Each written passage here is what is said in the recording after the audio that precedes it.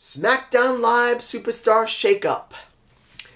I'm going to say something beforehand. I was considering doing a debate of the week about Sasha Banks and what has happened with her and Bailey. So I'm just going to say about it briefly. I don't want to talk too long about it so I can actually do this review. I've heard what some people have been talking about, saying how Sasha has been acting like a damn brat. But here's the thing. You guys know how the WWE works. And I've heard so many people, particularly like John Cena, who clearly states in one video, and I don't know if I can find it. I'll have to look for it. If I can, I'll leave a connection to where I saw it. But he says clearly, the writers give me shit, and I gotta make something out of it. Well, in many cases in wrestling, that happens a lot. The writers will give you the worst gimmick, and you gotta try and get it over. But if the writers are clearly giving you stuff, and then changing it, and then not doing anything, no matter how hard you work, you're going to get frustrated. And when it comes to Sasha and Bailey, and I heard what happened about them throwing a tantrum after WrestleMania or before WrestleMania, it really doesn't matter. My guess is it didn't actually happen. There's no proof of it. And it probably didn't happen because a lot of people saying it's happened. And the Lex Man really clearly emphasized it because he really thought it might have happened because of how the sources have been going on. I'm going to put it to you in disrespect. If it did happen, or if it didn't, doesn't matter. Because we know 100% that Sasha Banks has been badly treated by the company. She has had multiple title wins and has not been allowed to keep the title. We don't know why. It can't be because she has a bad attitude. No one says she does. It can't be because of the fans saying she has a bad attitude. There have been wrestlers who have worse attitudes than her, female or male. When it really comes down to it, is that the company has no stock in her at all. And the only reason, and this is just my perspective and I could be wrong, she is only there because Snoop Dogg is working with the company because she's there. Because when it really comes down to it, and I will elaborate on this later in my review, she clearly, they don't have no stock in her. None. And I'm going to leave it at that. Unless you guys want me to do a full review of, well, a full debate of the week. I'm about to say a full review. A full debate of the week on this. Leave a comment below. Leave one. Tell me you want me to elaborate what I'm talking about. Now, Smackdown Live Superstar Shakeup. Did it really help the brand? Honestly, this is a kind of a hard one. And I'll try to remember what I thought about it this moment because there's a lot going off in my head. Let's open with the Kevin Owens show with part of the New Day. Because Biggie Langston got hurt on Raw the day after WrestleMania. Which made no damn sense to have New Day on Raw. And look what happened. Biggie is hurt. So, you only got Kofi and you got Xavier Woods.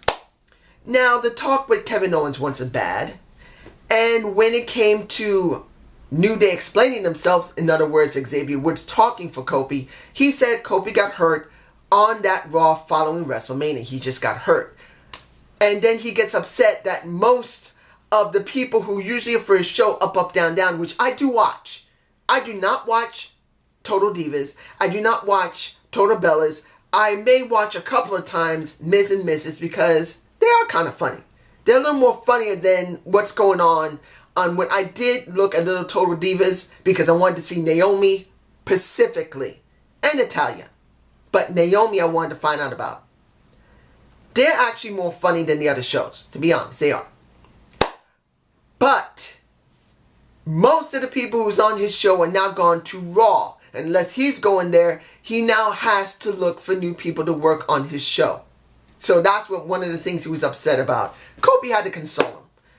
But he made it very clear that everything's going to be right. And this is what Kofi Kingston says. Now, I didn't say this earlier. It was a huge pop for a Kevin Owens. Kevin Owens knew how to play the crowd just like Sami Zayn the night before when he went on the Moment of Bliss show with Alexa Bliss. They truly love Kevin Owens in Montreal. And it worked great. But then here's the thing that really went, what are they doing? Will this actually work? Are you serious? That's when it went off in my head when Kevin Owens asked the last members of New Day, the remaining members of New Day, could he join until Biggie Langston or Big E returns. He even says, give me the name Big O. It's funny or stupid. I'll give him this.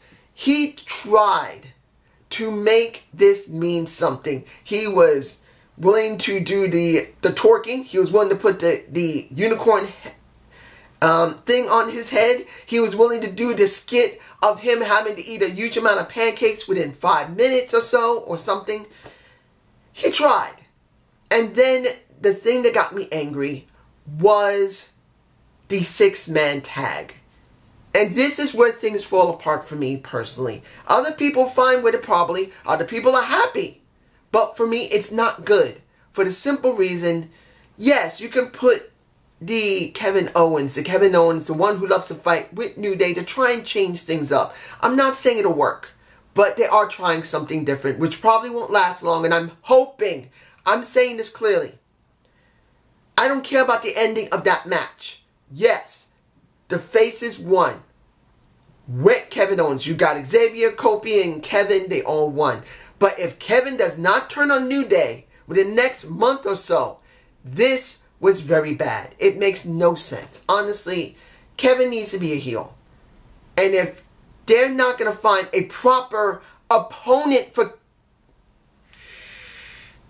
You can see Kofi in my face when he was on the Kevin Owens show. I'm going to be honest here. I'm angry that now this is not the first time you had a tag match for Kofi. This is the third time you had a...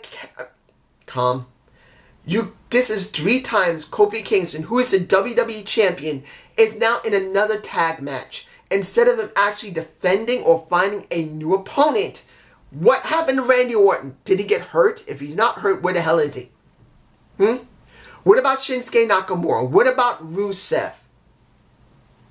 What about R-Truth? I wouldn't mind seeing a heel R-Truth or even a face R-Truth come up to Kofi's face and say, bruh, I'm proud of you. I am proud of you.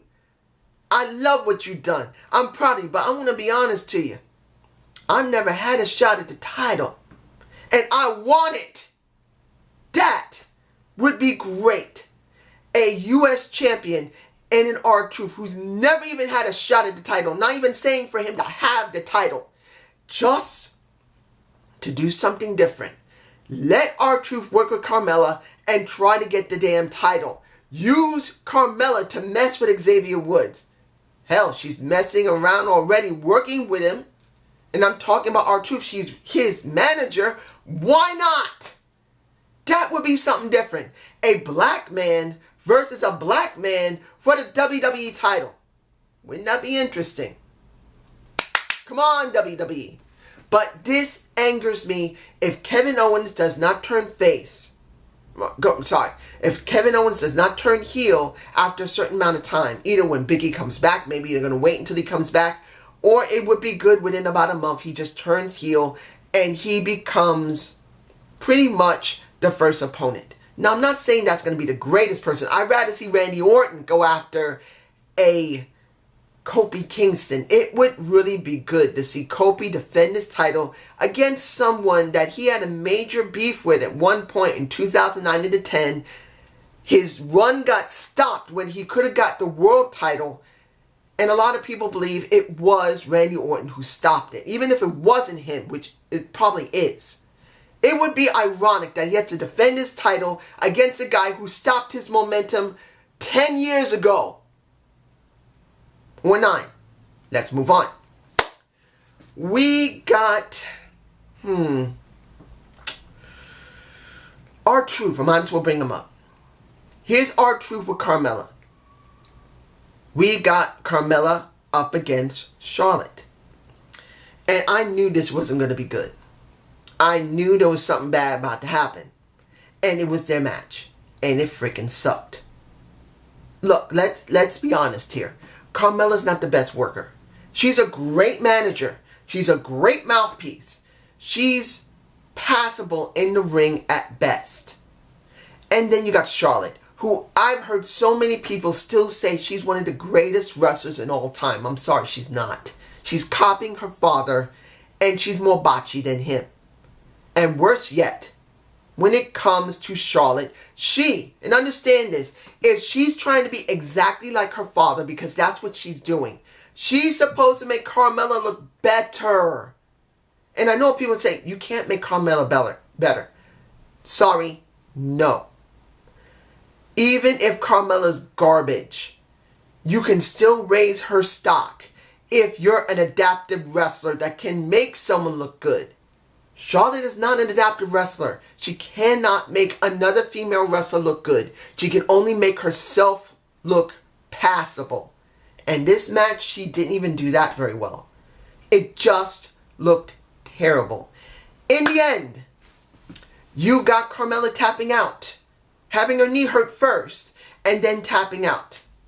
And then you have R-Truth, who legitimately should be given more than what he has.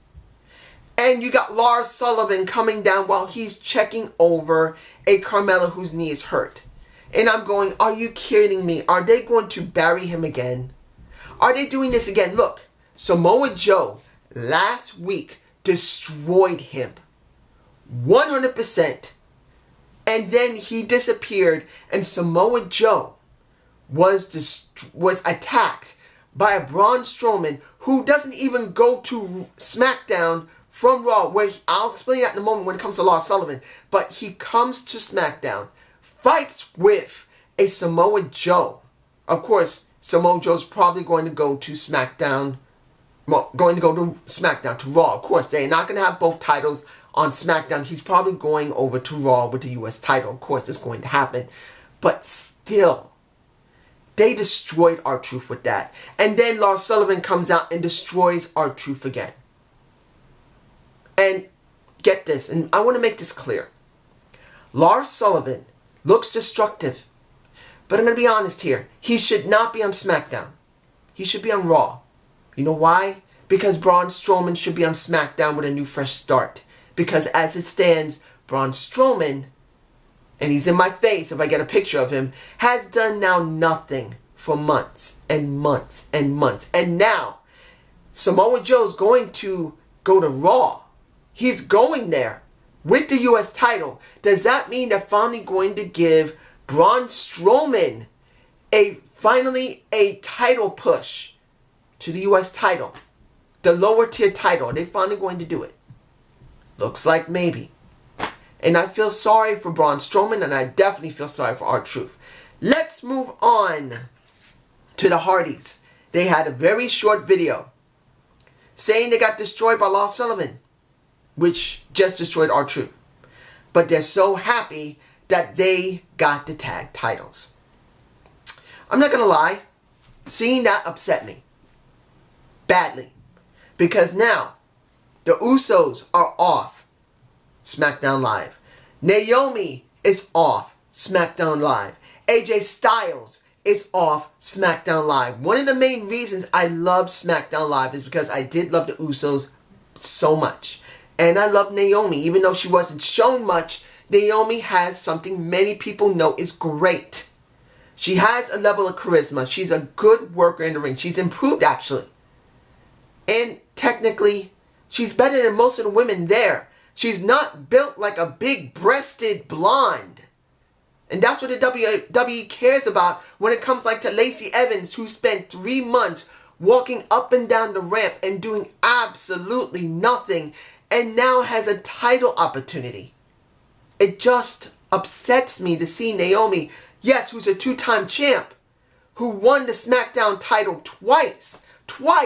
But get this, those runs weren't very long. 1, she got hurt, and 2, they just made her drop it.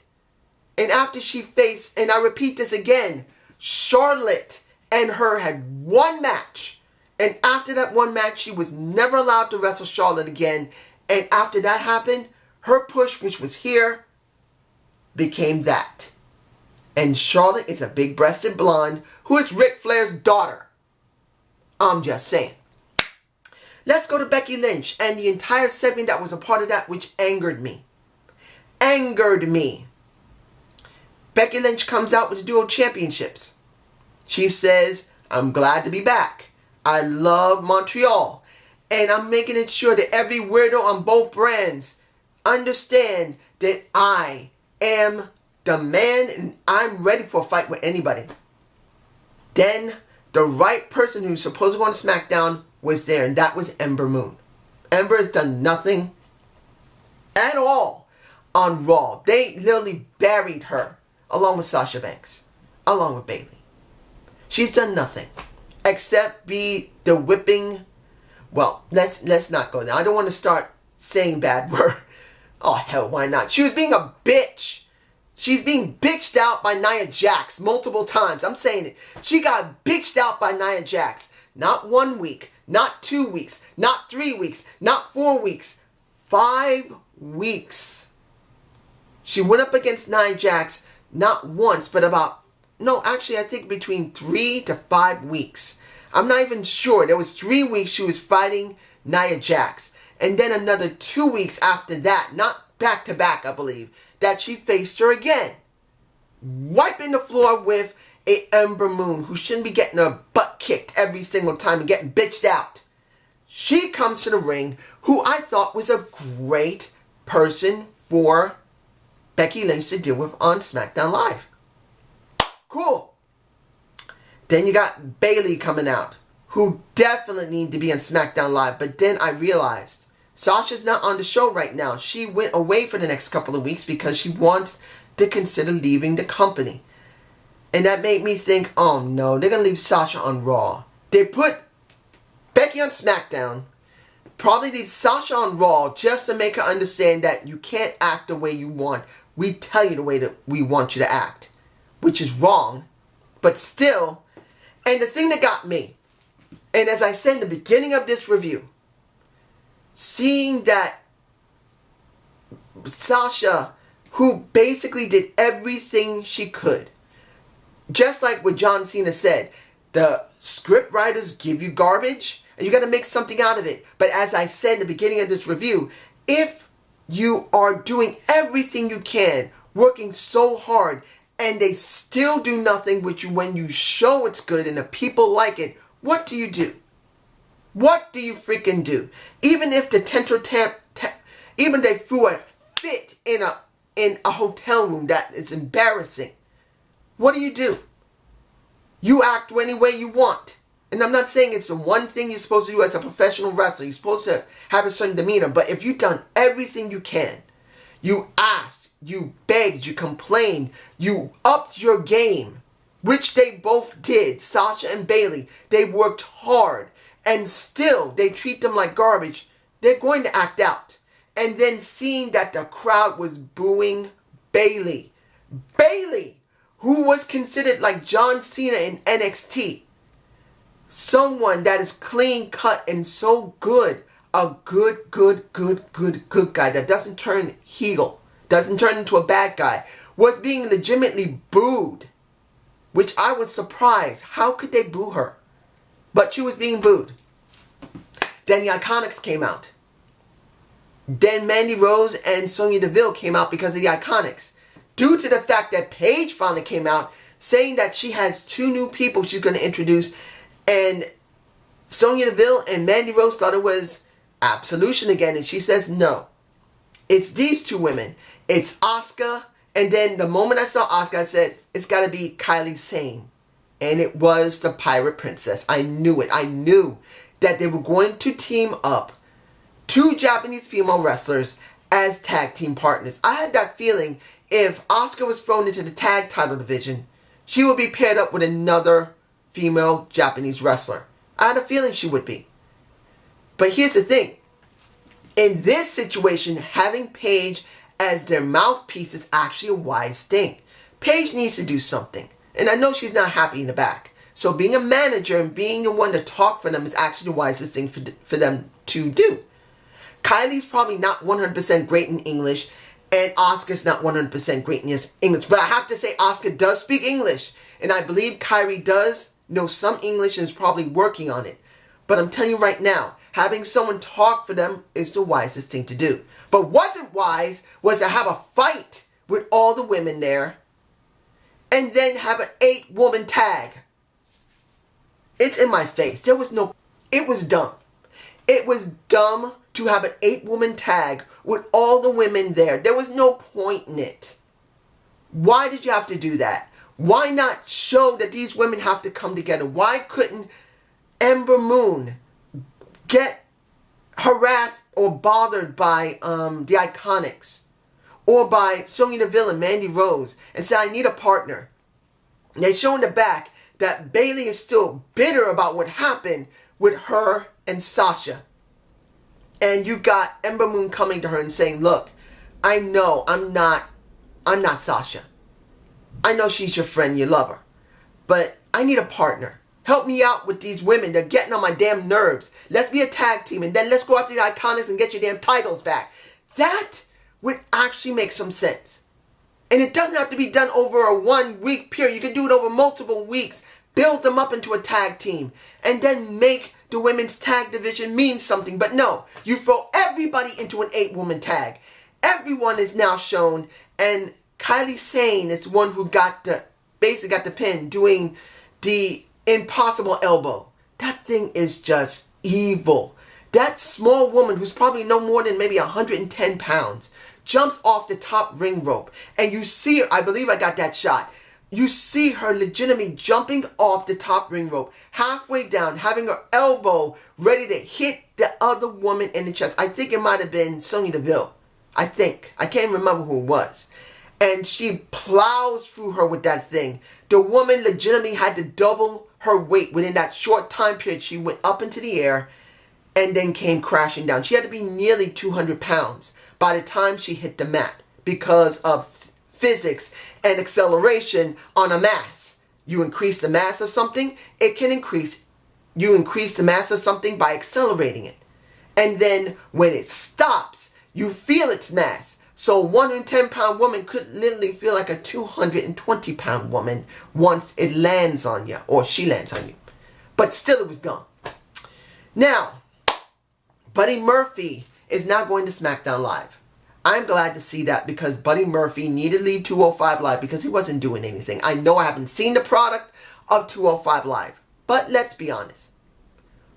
What is 205 Live if it's on a dead time slot?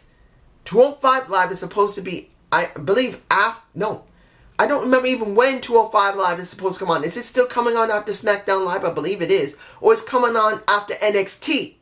I don't even remember. If it's on its own day, they sure don't say anything on the WWE Network. Come and watch the 205 Live. I don't even remember if it's still coming on after SmackDown Live. I think it is. But it's at a dead time slot. Still, he really can do something great. He's got great ability. He's a cruiserweight who's a massively strong guy. Hopefully, he'll be doing something. Now, let's see here. I want... Let me see if I'm forgetting anything. I'm trying to remember because there's a lot of stuff here. Finn Balor versus Mustafa Ali. I'm sorry, I almost forgot. Let's make this clear. Seeing Finn Balor on SmackDown does not interest me. I'm sorry, it doesn't. If he's not the Demon, I don't care. There's only one thing about Finn Balor I cared about. And that was Finn Balor, the Finn Balor Demon. If he does not become the Demon more often, who cares? He's going to be the same thing on SmackDown as he was on Raw. You need something to differentiate him from anybody from his size. The thing that was so tremendous about him was the Balor Demon. And now, he's on SmackDown Live. If they let him pull out the Demon once a month, that at least will be something special because he will be doing it maybe on a pay-per-view and he shows the Demon once a month. Instead of SmackDown seeing just Finn Balor. The match was good. I'm not going to lie. But in the end, and oh, Mustafa Ali did have the mask again. And I'm not calling him Ali because it really doesn't make any sense. Mustafa Ali's name is better than Ali. He isn't going to box. I'm sorry. But in the end, Finn Balor wins. But I don't think anything important about it. I'm sorry. Let me see if there's anything else, just in case I forgot. No. Nothing else. Final thing. End of the show. Vince comes out. And he's willing to try and put someone over. Yay! Vince, he's in my face. Yay! I don't give a damn. Because here's the thing. He says that the best and newest proposition of SmackDown Live and WWE is for Elias. Now, Elias I'll say this. He was very entertaining until they kept him always jobbing to whoever comes out when he does his performances. I'm sorry. You can only do that once in a while, not every single time. Then he becomes irrelevant, which he has. And as he's going to perform, guess who comes out? Roman Reigns. Here's the thing, and I know I might get some heat for this, I'm not sure. Roman Reigns is totally different from Joe Ottawahi. I say it again. Joseph Ottawahi, or Joe, he conquered cancer. I'm so happy he's alive. My own mother could not do that. She died during complications of doing chemotherapy, unfortunately.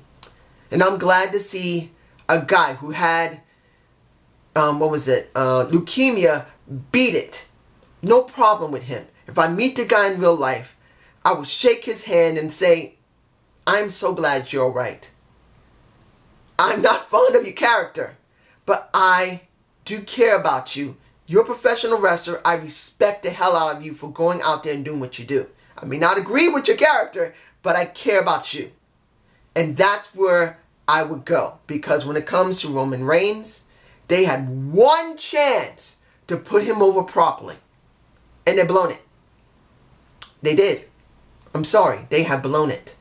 Because of how Drew McIntyre was treated.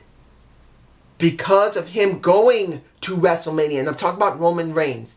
That just showed they're trying to do the same thing over again. But this time they're doing it on SmackDown Live.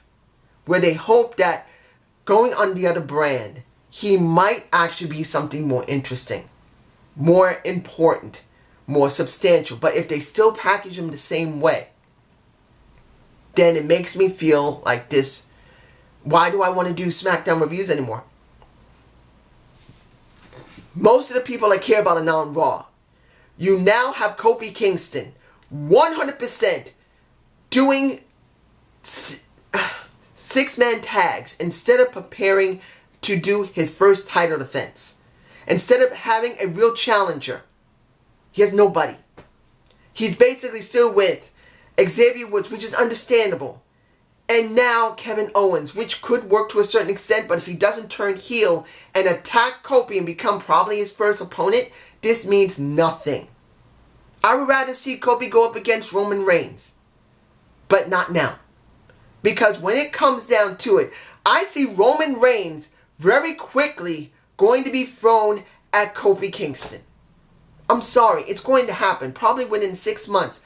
Kofi Kingston will be meeting a Roman Reigns, possibly on a SmackDown or on a pay-per-view, and Kofi's going to job. And people are going to be incredibly angry about that. I'm sure there's more than a few people not happy like me who notice that Kofi has not done anything by himself.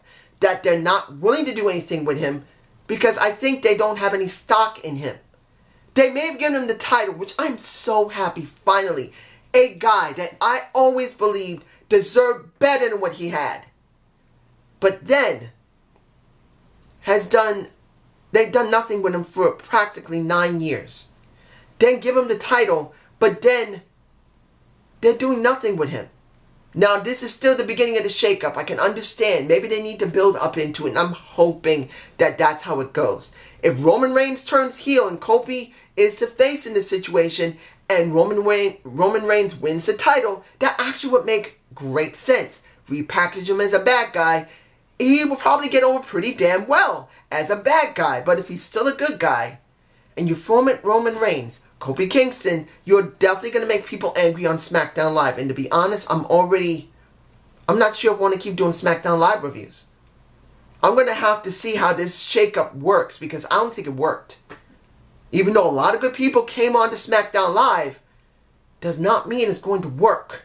But this is just my point of view. You guys have a good day. Have a good night. And man, this has been long. It's 29 minutes. Damn it! Peace!